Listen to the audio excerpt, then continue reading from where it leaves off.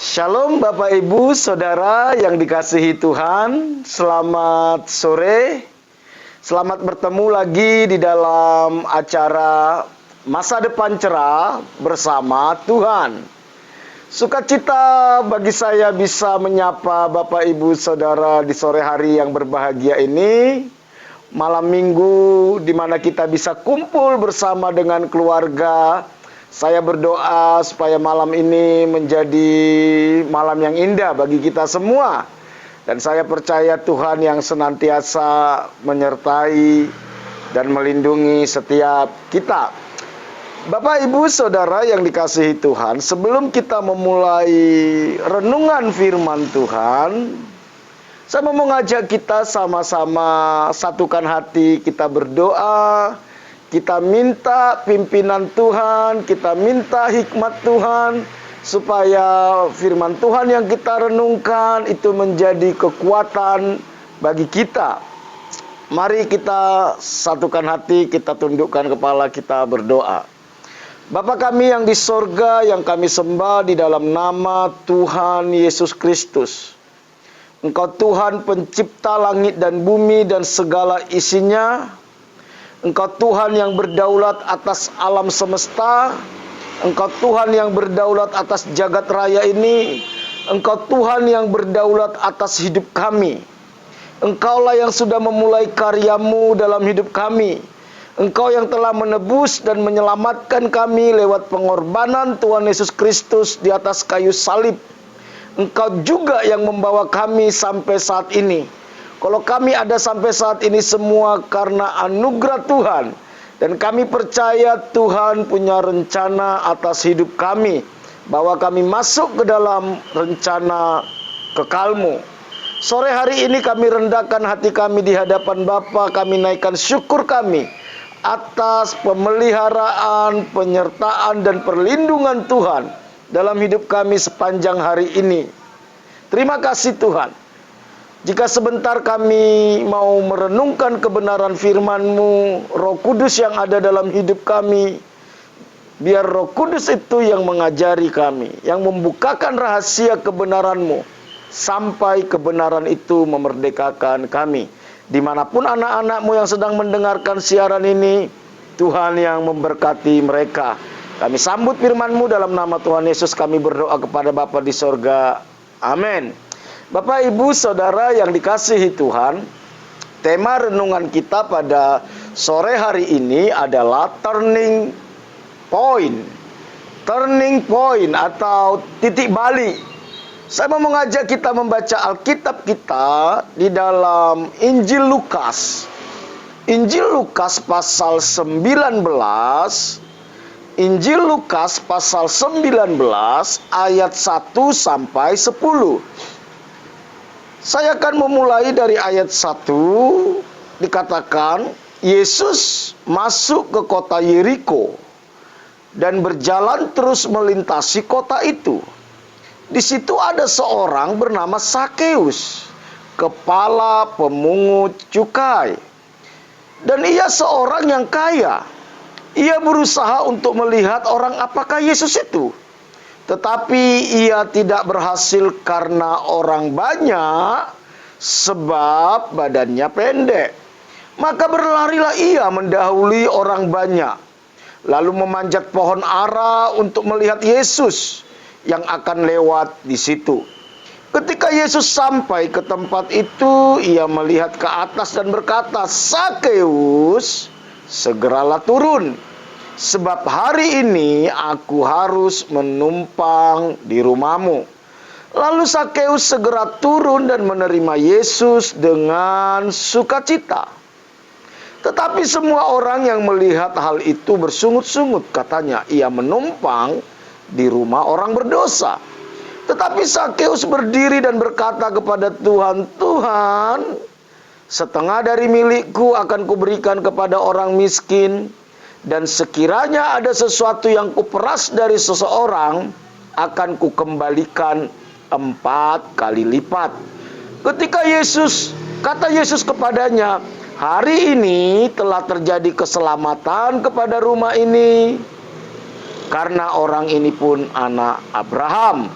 Sebab anak manusia datang untuk mencari dan menyelamatkan yang hilang.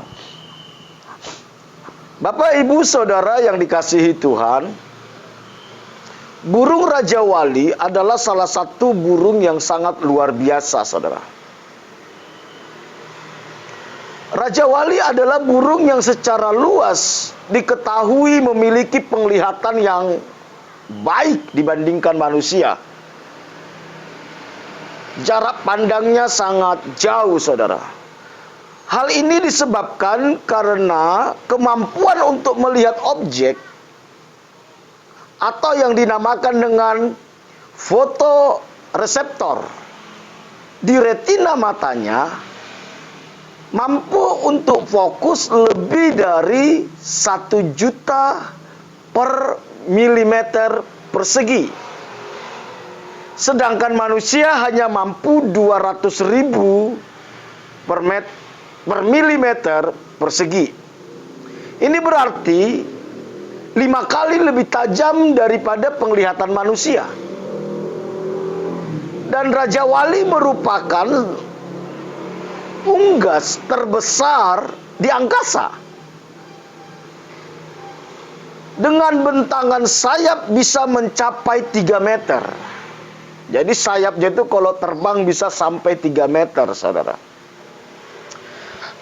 Raja Wali ini burung yang usianya cukup panjang, saudara. Karena Raja Wali bisa hidup sampai umur 70 tahun. Nah, Alkitab mencatat manusia itu hidupnya 70 tahun sampai 80 tahun. Raja Wali bisa hidup 70 tahun, saudara. Tuhan di kitab Yesaya selalu menganalogikan bahwa Tuhan itu seumpama induk Raja Wali. Induk Raja Wali. Oke, Raja Wali berusia cukup panjang, bisa sampai 70 tahun. Tetapi untuk bisa sampai 70 tahun, seekor Raja Wali harus membuat sebuah keputusan besar saat dia usia 40 tahun. Saat usia 40 tahun dia harus membuat keputusan besar. Di usia 40, kondisi bulu-bulunya sudah bertumbuh terlalu lebat dan parunya pun sudah rapuh dan retak. Nah, itu kalau usia 40. Ini menyebabkan ia semakin sulit bergerak dan mencari makan. Apalagi untuk mempertahankan hidup dari lawannya. Ya. Usia 40. Di situasi seperti ini, Raja Wali itu hanya memiliki 2 pilihan. Di usia 40. Menunggu kematian akibat kondisi fisik yang menua, atau menjalani proses peremajaan dirinya, dan itu sangat menyakitkan. Sangat menyakitkan. Jadi ketika Raja Wali berumur 40 tahun, dia harus buat keputusan. Menerima takdir sampai mati dengan kondisi fisik yang lemah, atau dia membuat sebuah keputusan, dan keputusan itu sebenarnya sangat menyakitkan bagi dia. Luar biasanya ia memiliki kesempatan hidup kedua melalui peremajaan fisik ini, saudara. Dia dapat pulih kembali seperti saat muda. Namun proses pemulihan untuk kembali seperti sedia kala ini akan berlangsung lebih kurang 6 bulan. Jadi selama 6 bulan dia harus menderita dan mengasingkan diri, saudara. Mengasingkan diri. Untuk itu ia harus terbang ke atas puncak gunung. Dia cari gunung yang tinggi, yang sulit terjangkau. Dia akan naik, kemudian dia di sana membangun sarang. Dan membangun sarangnya itu di tebing, saudara. Bukan di atas gunungnya, tapi di tebingnya. Di sana dia berdiam selama proses berlangsungnya peremajaan itu, yaitu sekitar 6 bulan, saudara, di tebing gunung yang tinggi itu. Ia harus menyendiri agar hidupnya tidak terancam dari predator lain, ya. Kenapa di tebing? Supaya hewan lain tidak bisa menjangkau dia. Apa yang dia lakukan ketika dia berdiam diri, saudara? Yang pertama, ia harus mematuk-matukkan paruhnya pada batu. Paruhnya yang panjang dan sudah mulai retak itu, dia harus patuk-patukkan sampai paruh itu terlepas dari mulutnya. Saudara bisa bayangkan betapa sakitnya itu, saudara. Dia patuk sampai lepas dari mulutnya, saudara.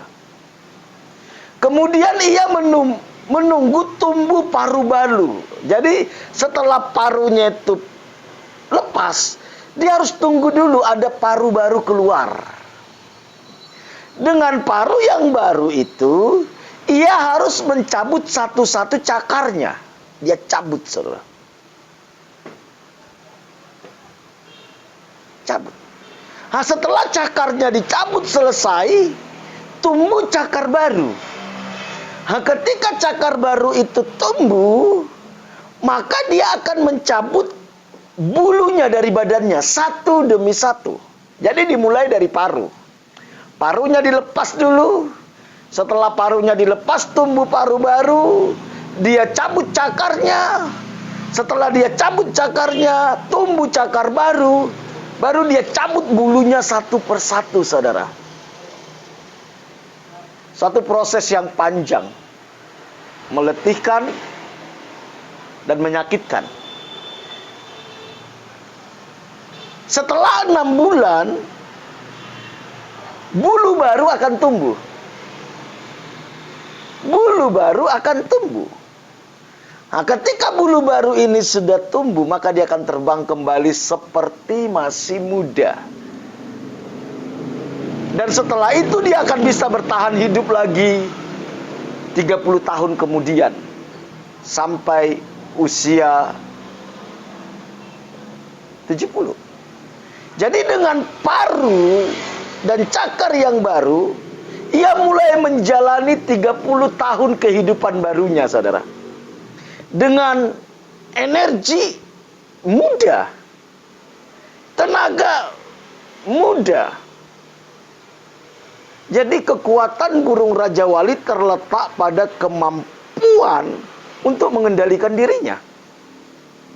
Kemampuan untuk berdiam diri selama 6 bulan, menahan diri. Disitulah kekuatan dia. Dia mampu untuk fokus pada tujuannya dan menahan segala sakit yang mungkin diakibatkan padanya. Dia mampu. Memang kalau kita bayangkan bagaimana lepasnya paruhnya, bagaimana lepasnya kukunya, bagaimana lepasnya bulu-bulunya.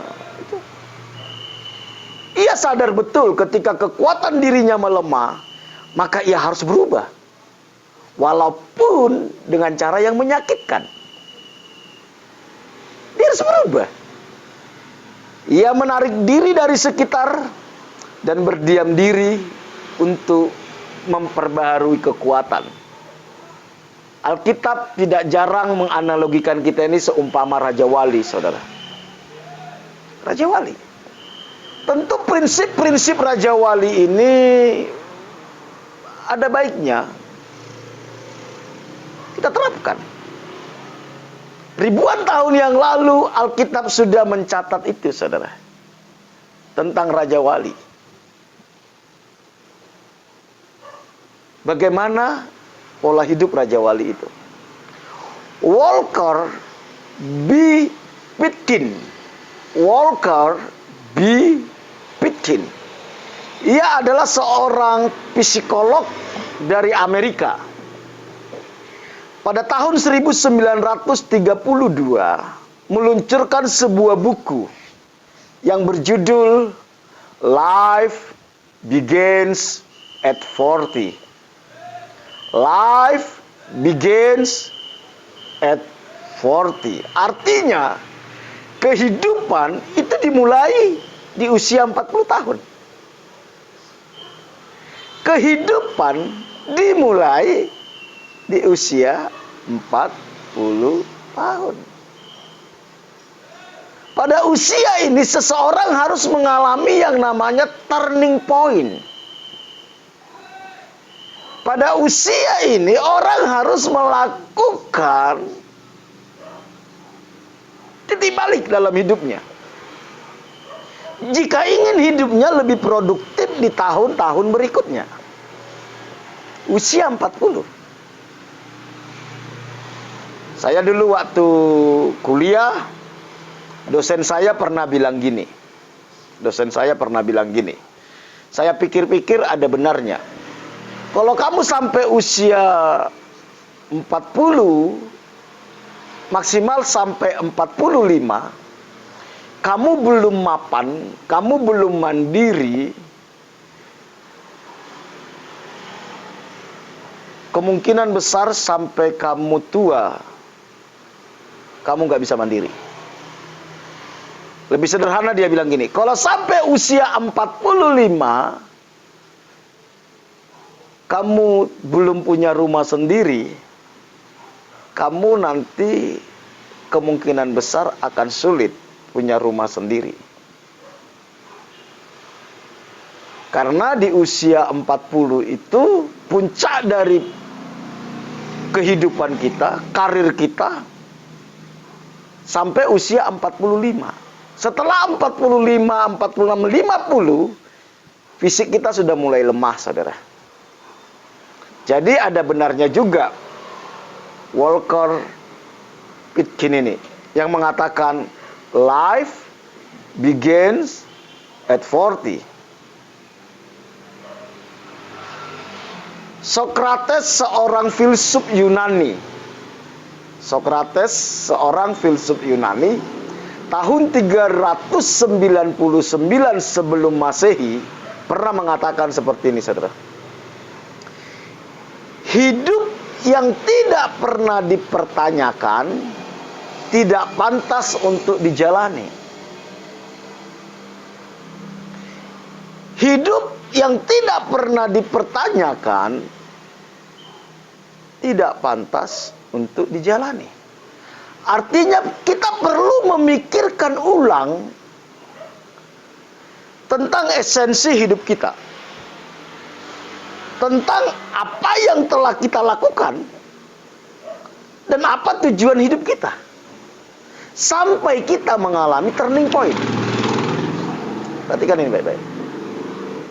Sokrates bilang, hidup yang tidak pernah dipertanyakan tidak pantas untuk dijalani.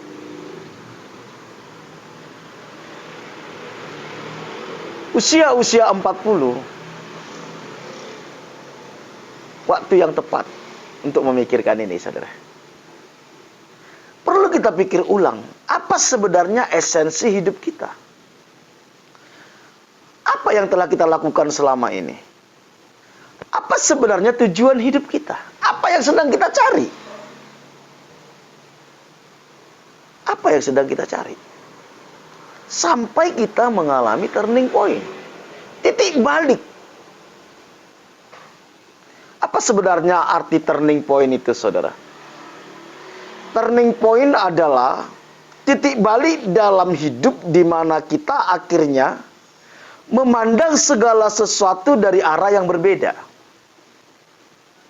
Titik di mana kita juga memulai sebuah perubahan besar di luar kapasitas kita.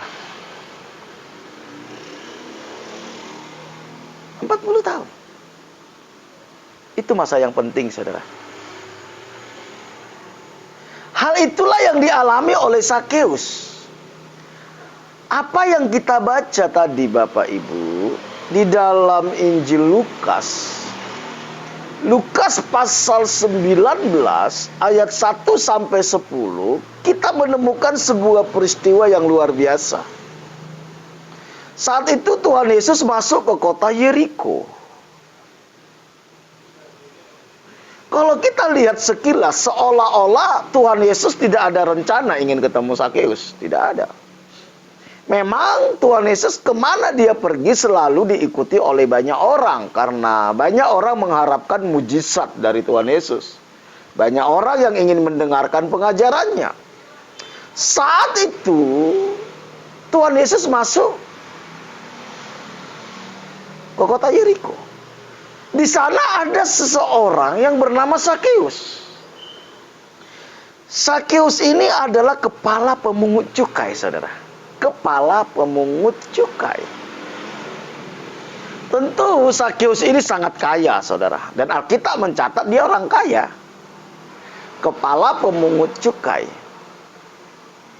Namun pekerjaan Sakeus ini pekerjaan sebenarnya yang sangat berisiko.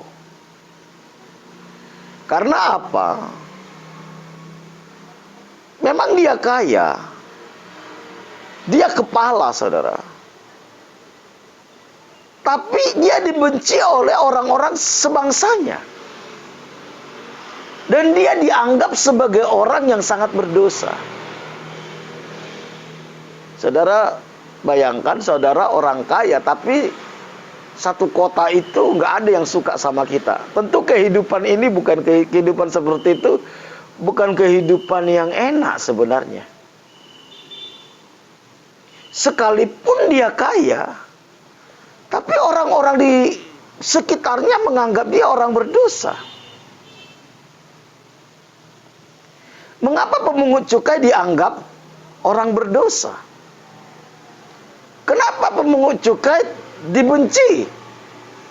Karena pemungut cukai itu adalah orang Yahudi yang bekerja pada pemerintahan Roma.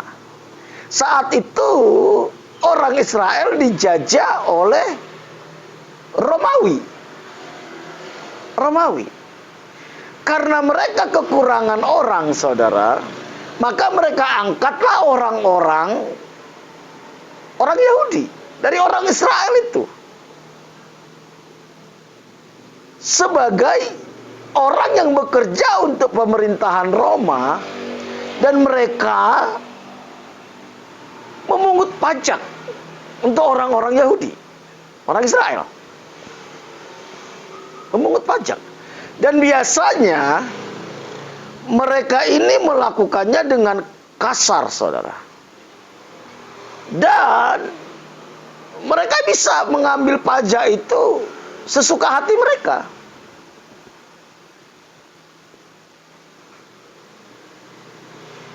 Jadi pemungut cukai ini memang sangat kaya saat itu.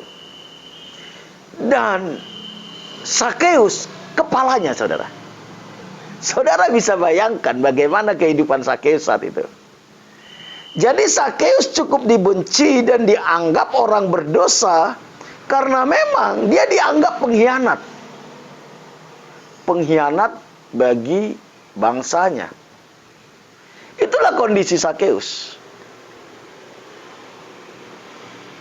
Memang dia kaya. Dia kaya.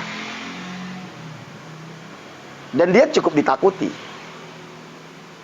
Ternyata kekayaan dan kekuasaan Sakeus tidak membuat Sakeus itu merasa puas dengan hidupnya.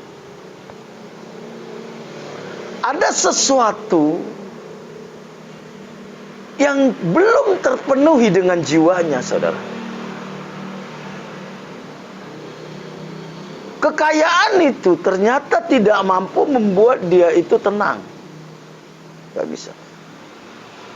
Sehingga sampai satu saat, saudara, dia penasaran sama Tuhan Yesus.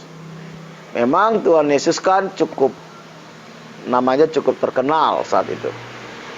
Ketika Tuhan Yesus lewat dari kotanya, saudara, dia penasaran, ingin tahu orang seperti apa sih Yesus itu.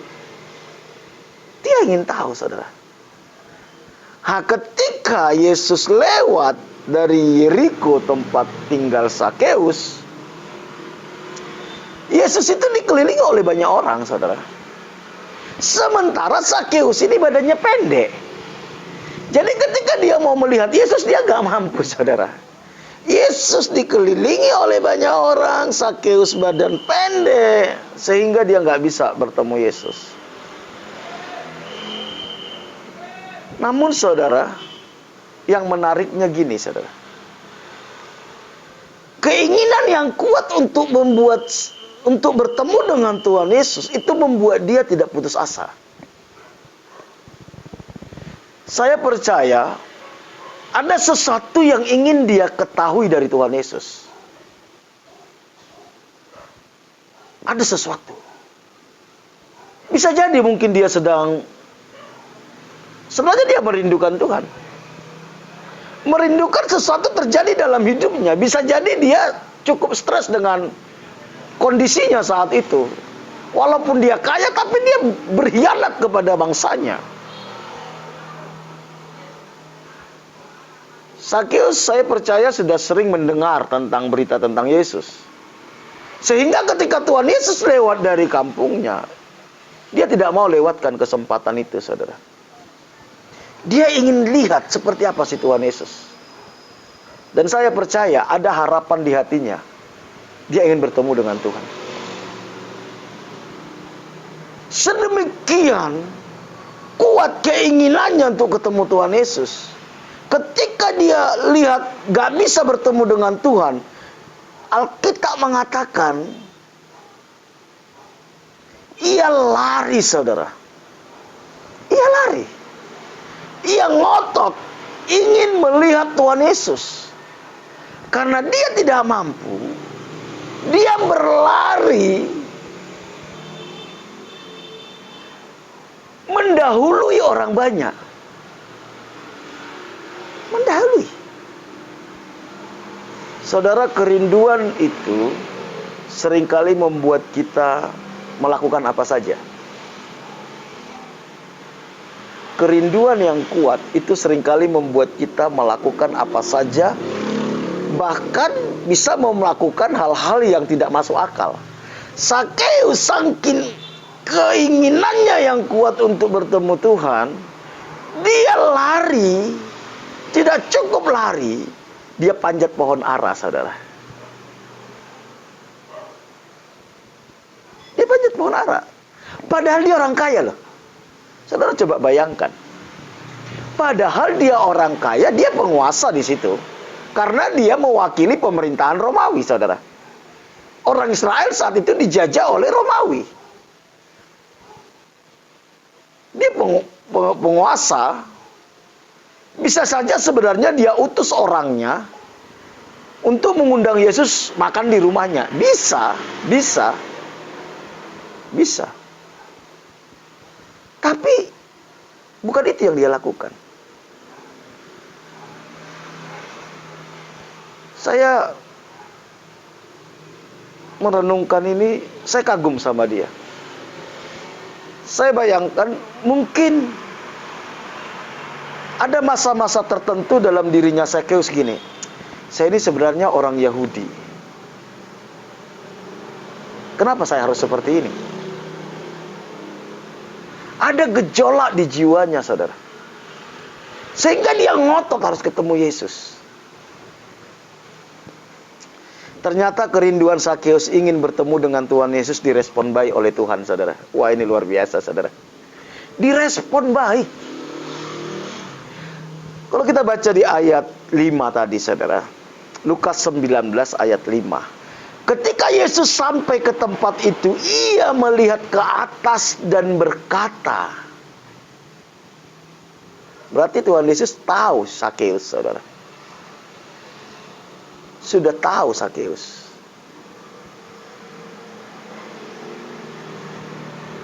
Sakeus, segeralah turun. Sebab hari ini, ini kata yang luar biasa bagi saya. Hari ini aku harus menumpang. Harus, ada kata harus, saudara. Ternyata kerinduan Sakeus itu, saudara, membuat Tuhan Yesus harus mampir ke rumahnya, saudara. Wow. Saya ingat kisah tentang wanita pendarahan. Saudara ingat?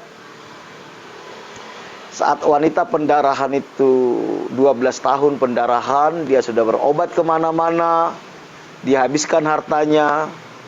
Ketika Yesus lewat dari kampungnya, saudara, wanita ini bilang gini, asal saya jamah saja jubahnya, saya pasti sembuh. Wanita itu tidak berteriak minta disembuhkan oleh Tuhan. Tapi ketika dia berhasil menjamah jubah Yesus, Alkitab katakan ada kuasa yang keluar dari tubuh Yesus. Tuhan bisa membaca bahasa hati kita, saudara. Sekalipun kita nggak teriak, dia bisa baca bahasa hati kita. Dia bisa baca kerinduan kita. Mungkin Zakeus selama ini sudah rindu sebenarnya ingin ketemu Tuhan. Tapi dia sadari saya ini orang berdosa. Saya nggak layak ketemu Tuhan Yesus. Saya nggak layak mengundang dia datang ke rumahku. Bagi saya yang penting bisa melihat Yesus itu udah cukup bagi saya. Ternyata kerinduannya itu sangat dihargai oleh Tuhan Yesus. Bapak, Ibu, saudara yang dikasihi Tuhan. Di sini kita melihat bagaimana Tuhan itu menyambut baik setiap orang-orang yang sungguh-sungguh rindu bertemu Dia. Tuhan itu menyambut baik semua orang yang sungguh-sungguh rindu bertemu Dia. Padahal Zakeus adalah orang yang berdosa dan dibenci oleh orang-orang di sekitarnya, sebangsanya. Pelajaran apa yang bisa kita ambil dari sini, saudara? Saudaraku yang dikasihi Tuhan, apapun keberadaan kita. Mungkin orang bilang kita ini orang yang paling berdosa. Mungkin sudah banyak orang menolak kita. Mungkin sudah banyak orang yang tidak suka sama kita. Karena kita selama ini hidupnya nggak benar. Mungkin orang sudah bilang, alah kamu nggak mungkin bisa berubah lagi. Sama seperti Zakeus. Dibenci oleh orang-orang di sekitarnya. Karena dia nggak berdosa. Tetapi ketika ada kerinduan ingin lawatan Tuhan. Ada kerinduan di hati kita yang berkata, Tuhan aku ingin lebih baik. Tuhan aku ingin dipulihkan. Tuhan aku ingin mengalami kasih-Mu. Ketika kerinduan itu ada dalam hidup kita, satu saat Tuhan Yesus akan memulihkan kita. Saya banyak temukan orang-orang, saudara, khususnya di penjara, dengan berbagai jenis kejahatan, dengan berbagai macam penolakan, bahkan tidak dipercaya oleh orang lain. Tapi ketika mereka di dalam penjara berkata, Tuhan aku butuh anugerah, aku ingin dipulihkan. Tidak sedikit yang saya temukan, hidup mereka dipulihkan Tuhan. Bahkan mereka dipakai Tuhan untuk memulihkan orang lain.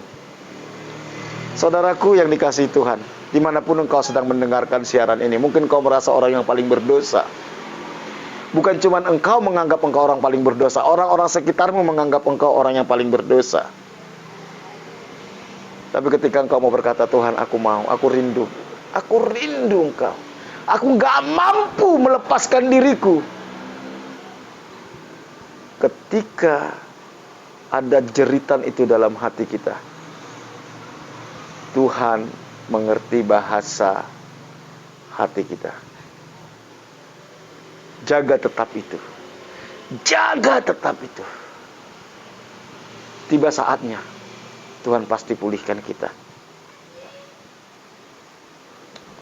Lihat respon Zakeus, saudara. Waduh. Respon Zakeus terhadap ajakan Tuhan Yesus. Lukas 19 ayat 6 dikatakan, lalu Zakeus segera turun dan menerima Yesus dengan sukacita. Inilah alasan saya, kenapa saya berani bilang, selama dia rindu ketemu Tuhan. Dia rindu bertemu dengan Yesus. Tapi mungkin karena dia orang berdosa. Dia merasa dirinya nggak layak ketemu Tuhan. Mungkin kerinduan itu sudah lama muncul dalam hatinya. Tapi kerinduan dia itu sampai ke dalam hatinya Tuhan Yesus. Saudara, mungkin engkau sudah lama rindu dipulihkan Tuhan. Kerinduan itu sampai ke hati Tuhan. Sakeus menerima Yesus dengan sukacita. Saya banyak temukan banyak orang, saudara, lama jadi orang Kristen, aktif di gereja, tapi hidupnya nggak berubah. Karena tidak menerima Yesus dengan sukacita. Tidak menerima Yesus dengan sukacita. Sejauh mana Yesus itu berarti bagi kita? Nanti kita lihat. Ketika Sakeus bertemu dengan Tuhan Yesus, tidak ada lagi yang berarti dalam hidupnya. Dia mengalami turning point. Bagaimana respon kita saat Tuhan ingin masuk dalam hidup kita? Maukah kita berkata, Tuhan, masuklah dalam hidupku. Jadilah Tuhan, Raja, penguasa tunggal atas hidupku. Atau bagi kita mengikut Tuhan itu jadi beban. Alah, ikut Tuhan itu apa sih, nggak enak. Ini nggak boleh, itu nggak boleh, harus seperti ini, harus seperti itu.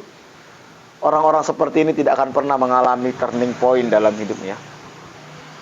Orang-orang kayak gini nggak mungkin melihat kemuliaan Tuhan. Diajak pelayanan bersungut-sungut, saudara. Diajak ke gereja 1001 alasan. Disuruh baca Alkitab, saudara, ngantuk. Baca Facebook bisa 1-2 jam, saudara. Disuruh nyembah Tuhan, saudara, waduh, nggak bisa. Nyanyi di karaokean bisa berjam-jam, saudara. Ini menarik. Sakeus menyambut Tuhan dengan sukacita. Seberdosa apapun kita, saudara, asal kita mau mengizinkan Yesus masuk dalam hidup kita, maka dia akan memulihkan hidup kita, saudara. Respon kita itu penting, saudara. Memang anugerah Tuhan yang memulihkan kita, tapi respon kita itu penting, saudara. Respon kita itu penting.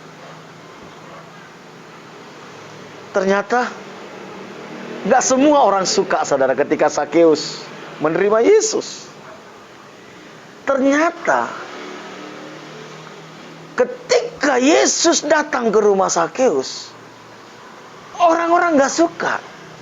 Di ayat 7 dikatakan, tetapi semua orang yang melihat hal itu bersungut-sungut. Katanya, ia menumpang di rumah orang berdosa.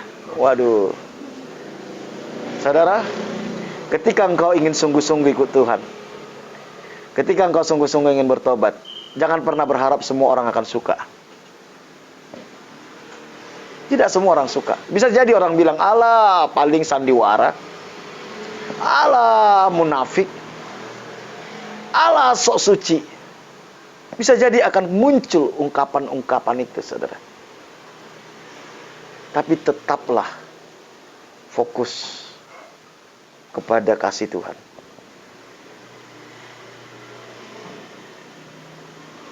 Jangan pernah berharap orang akan menyukai kita. Semua orang akan menyukai kita ketika kita izinkan Tuhan Yesus masuk dalam hidup kita. Sakeus mengalami itu. Dan kemungkinan yang ngomongin itu para ahli Taurat, orang Farisi. Ia menumpang di rumah orang berdosa. Lihat. Tapi bagi Sakeus itu nggak penting. Bagi dia nggak penting. Yang penting bagi dia Yesus, saudara. Sedemikian pentingnya Yesus bagi dia, itu mengubah semua tatanan hidupnya. Perhatikan. Jadi kalau ada orang Kristen, katanya bertemu Tuhan, mengasihi Tuhan, tapi tidak mengubah hidupnya, engkau hanya terjebak kepada agama. Engkau hanya terjebak kepada agama. Saya selalu ingatkan ini, jangan terjebak kepada agama. Karena kekristenan itu bukan sekedar agama, tapi jalan hidup. Jalan hidup. Sedemikian berharganya Yesus. Mungkin selama ini dia sudah nanti-nantikan kapan saya bisa mengalami Tuhan Yesus. Kapan saya berjumpa dengan Yesus. Kapan saya bisa ngomong-ngomong sama Yesus. Sedemikian berharganya Yesus bagi Sakeus.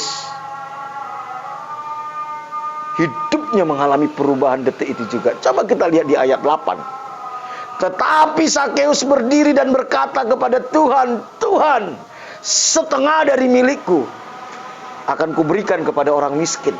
Selama ini mungkin dia merampas orang miskin pajak, saudara. Selama ini yang ada di otaknya cuman uang. Selama ini yang ada dalam pikirannya cuman uang, saudara. Dia lakukan apapun cara. Yang penting dia dapat pajak, saudara. Tetapi ketika dia berjumpa dengan Yesus, uang jadi tidak penting bagi dia. Kalau saudara ingat renungan kita beberapa waktu yang lalu, untuk kita melihat orang itu betul-betul cinta Tuhan, itu simple sebenarnya. Simple. Sejauh mana uang bagi dia berharga. Orang yang mencintai Tuhan gak mungkin bisa mencintai. Orang yang mencintai uang gak mungkin bisa mencintai Tuhan. Dan orang yang mencintai Tuhan pasti tidak lagi cinta uang. Nah ini sederhananya. Semakin kita cinta uang, semakin kita nggak mungkin mencintai Tuhan. Semakin kita mencintai Tuhan, uang itu bukan lagi sesuatu yang terpenting bagi kita. Itulah yang dialami oleh Sakeus. Begitu dia menemukan Yesus, yang bagi dia selama ini uang itu menjadi berharga, yang terutama, sampai dia rela berkhianat kepada bangsanya, saudara, demi uang. Tapi begitu dia mengalami Yesus, dia berdiri dan berkata, Tuhan, setengah dari milikku akan kuberikan kepada orang miskin, dan sekiranya ada sesuatu yang kuperas dari seseorang akan kukembalikan 4 kali lipat. Jadi ketika Sakeus bertemu dengan Yesus, ketika Yesus datang ke rumah Sakeus, kemungkinan besar saat itu Sakeus bangkrut.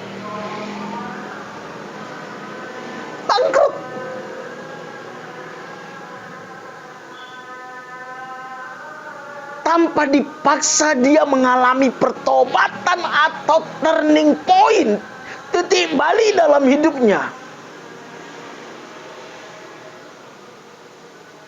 Sudahkah kita mengalami turning point dalam hidup kita? Jangan-jangan cuma agama kita yang berubah. Jangan-jangan cuma aktivitas kita yang berubah. Yang dulunya nggak ke gereja jadi ke gereja. Yang dulunya nggak mabuk jadi nggak mabuk. Bukan itu kekristenan.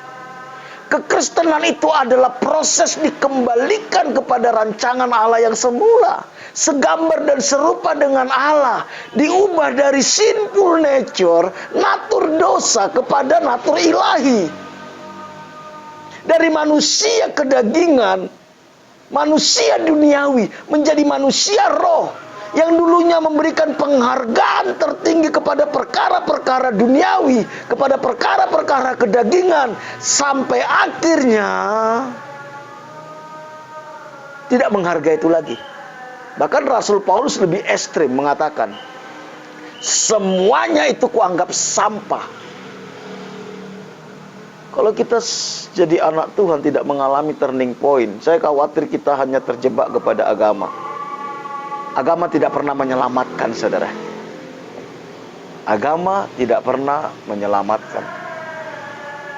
Sakeus yang dulunya seorang yang rakus akan uang, menjadi orang yang murah hati, saudara.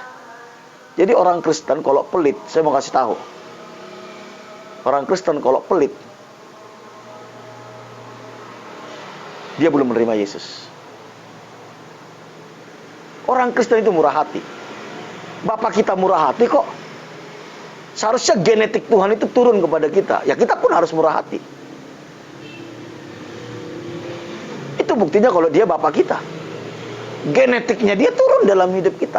Sakeus yang dulunya rakus dan cinta uang menjadi orang yang murah hati.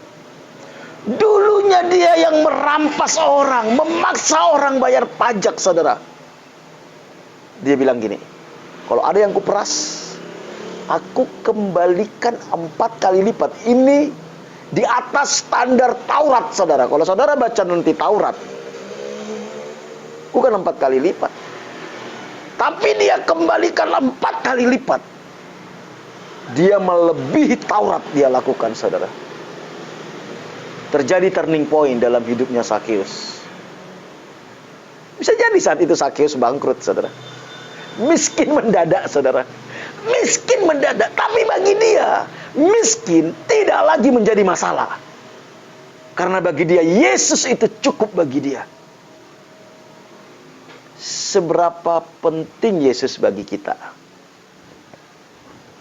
Seberapa berharga Yesus bagi kita?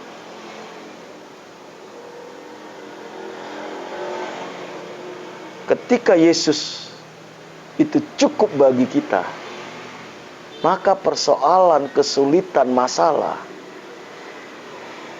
itu tidak akan menggoyahkan cinta kita kepada Yesus.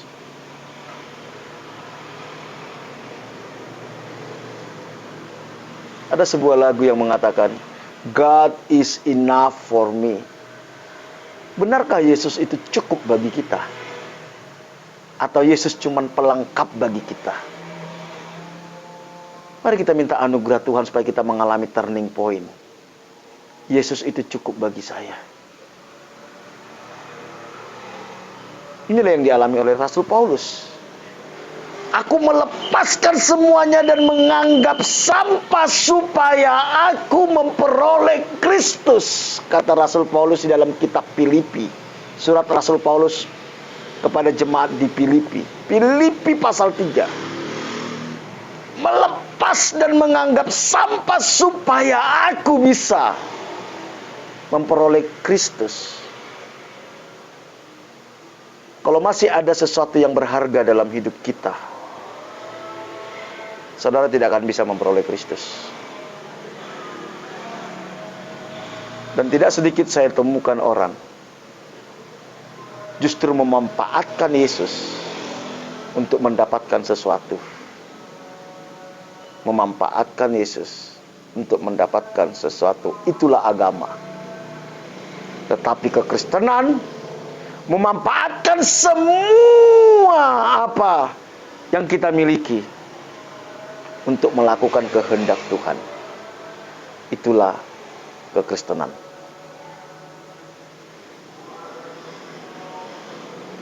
Mari saudaraku, kiranya renungan ini membawa kita mengalami turning point.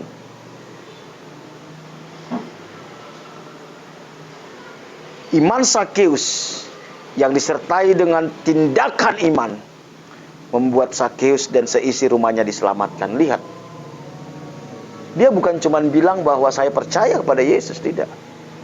Ada terjadi perubahan yang radikal dalam hidupnya. Makanya Tuhan bilang gini, kata Yesus kepadanya, hari ini telah terjadi keselamatan kepada rumah ini. Iman yang benar yang menyelamatkan, yang mengubah hidup kita, mengubah natur dosa menjadi natur ilahi. Sakeus yang dulunya mengalami natur dosa, cinta uang, ketika dia terima Yesus terjadi perubahan natur ilahi. Bagi dia uang tidak lagi menjadi segala-galanya. Bagi dia yang terpenting Yesus. Dia bagikan kepada orang miskin. Alkitab katakan, apa yang kamu lakukan kepada orang yang paling lemah ini, kamu lakukan kepada saya. Wow, luar biasa perenungan ini, saudara. Hendaknya renungan ini membawa kita mengalami turning point. Mari kita tundukkan kepala kita berdoa. Kami bersyukur Tuhan buat pelajaran kami pada sore hari ini. Kalau Engkau bisa mengubahkan Sakeus di dalam anugerah-Mu, Engkau sanggup mengubahkan setiap kami. Apapun keberadaan anak-anak-Mu saat ini, Mungkin mereka merasa orang yang paling berdosa, nggak layak di hadapan Tuhan.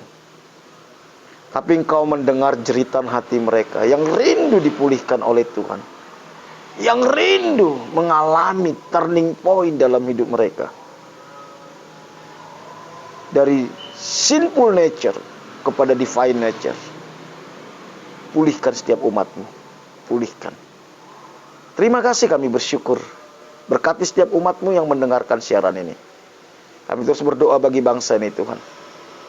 Kami percaya Engkau lebih tahu yang terbaik bagi bangsa ini. Engkau punya rencana atas bangsa ini.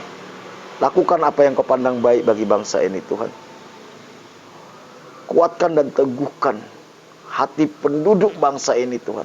Bawa kami untuk melihat kehendak, rencana-Mu, kemuliaan-Mu di bangsa ini. Kami percaya apa yang sedang terjadi hari-hari ini akan membawa bangsa ini memuliakan Tuhan. Berkati bangsa ini. Bawa bangsa ini menang atas pandemi ini, Tuhan. Berkati pemimpin-pemimpin di bangsa ini yang Tuhan percayakan. Bapak Presiden Joko Widodo, semua menteri dan staf-stafnya, semua gubernur, wali kota, bupati, camat, lurah, desa, semua pegawai negeri sipil yang dipercaya untuk mengelola bangsa ini. Berkati mereka. Hikmat bijaksana takut akan Tuhan berikan kepada mereka. Biar semua kebijakan-kebijakan mereka, kebijakan-kebijakan yang sesuai dengan kehendak Tuhan. Segala rancangan orang fasik, orang jahat atas bangsa ini biar digagalkan dalam nama Tuhan Yesus. Berkati TNI Polri yang menjaga keamanan. Beri mereka kesabaran, kekuatan, kesehatan, hikmat bijaksana. Lindungi mereka, lindungi keluarga mereka. Berkati semua para medis, semua dokter, semua perawat, semua orang yang bekerja di rumah sakit, puskesmas. Jagai, lindungi mereka, berikan kesehatan, kekuatan, hikmat bijaksana untuk menolong orang-orang yang kena COVID, Tuhan. Lindungi keluarga mereka. Kami serahkan bangsa ini ke dalam anugerah Tuhan. Terima kasih Bapa. Kami bersyukur buat renungan pada sore hari ini. Berkati JJ Cafe di tempat kami siaran. Damai sejahtera, sukacita, kebenaran tinggal di tempat ini. Bawa semua orang yang ada tinggal ini masuk mengalami Tuhan. Kau memulihkan mereka seperti Engkau memulihkan Sakeus. Apa saja yang dikerjakan di tempat ini Tuhan buat berhasil. Terpujilah Engkau. Dalam nama Tuhan Yesus kami berdoa kepada Bapa di surga. Amin. Bapak, Ibu, Saudara yang dikasihi Tuhan, acara kita selesai. Besok kita nggak ada siaran. Kita akan siaran hari Senin. Tapi besok kita ada ibadah online. Saudara bisa mengikuti ibadah online lewat channel YouTube kita, MDC Tulung Agung. Ya, MDC Tulung Agung. Lihat tanggal ibadah besok. Tema kita besok adalah Be Humble. Bersikaplah rendah hati. Kita bisa mulai mengikutinya sejak jam 6 pagi. Saudara bisa mengikutinya. Ajak keluarga, kerabat untuk mengikuti ibadah online lewat channel MDC Tulungagung. Tuhan Yesus memberkati kita semua.